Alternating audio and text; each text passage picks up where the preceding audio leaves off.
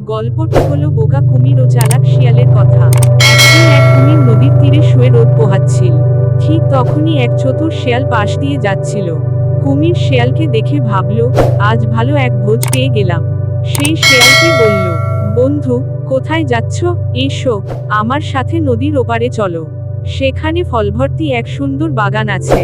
শেয়াল কুমিরের কথায় সন্দেহ করল, কিন্তু বাইরে প্রকাশ করল না, বরং হেসে বলল, বেশ, তবে আমি খুব আনন্দিত হব তোমার সঙ্গে বাগান দেখতে যেতে। কুমির শেয়ালকে নিজের পিঠে উঠতে দিল।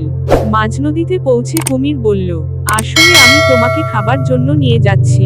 আমার স্ত্রী বলেছে, শেয়ালের কলিজা খুব সুস্বাদু। শেয়াল বুদ্ধি খাটিয়ে বলল, ওহ, যদি আগেই বলতে তবে ভালো হতো। আমি তো কলিজাটা বাড়িতে রেখে এসেছি। আমাকে তীরে নামিয়ে দাও, আমি কলিজা নিয়ে আসি। কুমির বোকা ছিল, সে তৎক্ষণাৎ তীরে শেয়ালকে নামিয়ে দিল।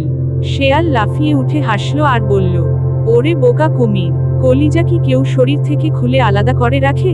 এভাবে শেয়াল তার বুদ্ধি দিয়ে প্রাণ বাঁচাল।